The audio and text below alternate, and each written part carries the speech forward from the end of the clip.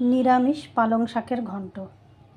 এই পালং শাক এভাবে কেটে ধুয়ে নেওয়া হয়েছে।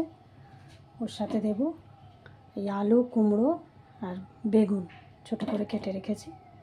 তার মধ্যে যাবে কাঁচা লঙ্কা চেরা, টমেটো, একটু বড়ি দেব, ধনে পাতা লাস্টে, ফোড়নে দেব তেজপাতা, শুকনো লঙ্কা, 5 ফোড়ন, হিং, নুন, চিনি আর হলুদ।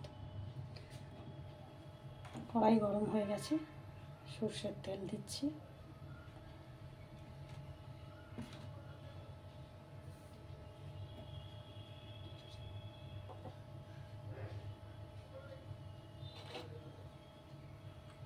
এবার এই ফোড়নটা দিয়ে দিচ্ছি, 5 ফোড়ন, তেজপাতা, শুকনো লঙ্কা।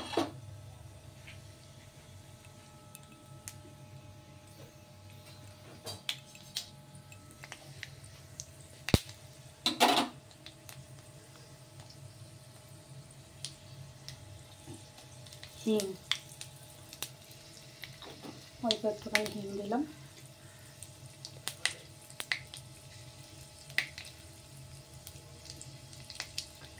কাঁচা লঙ্কা দিয়ে দিলাম।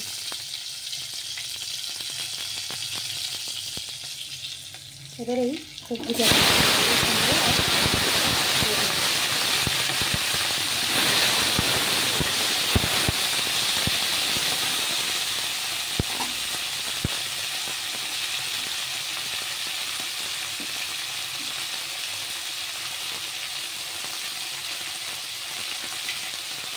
বড়িটা আগে ভাজতে হতো, ভুলে গেছি, যাই হোক এখন দিয়ে দিলাম। এর সাথে একটু ভাজা ভাজা হয়ে যাবে।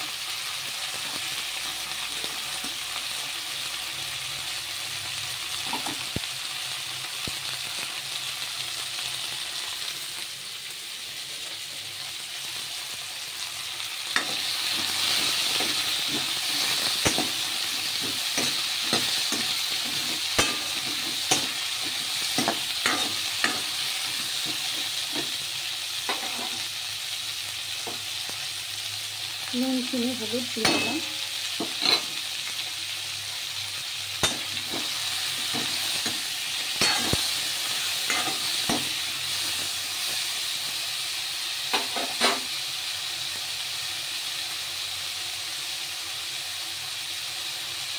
এবার এই পালং শাকগুলো দিয়ে দেবেন মধ্যে।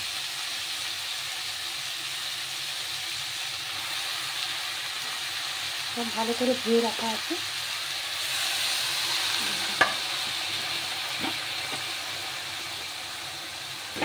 এতে আর কোনো মশলা দেবে না, পেঁয়াজ, রসুন, আদা, জিরে, ধনে কিচ্ছু লাগবে না, একদম প্লেন এভাবেই হবে।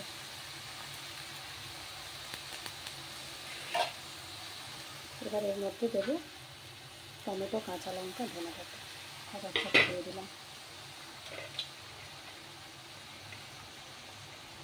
পালং শাক থেকে জল বেরোবে, জল বেরিয়ে ওটা পুরো সবজিগুলো সেদ্ধ হয়ে যাবে। আলু, কুমড়ো, বেগুন সব সেদ্ধ হয়ে যাবে।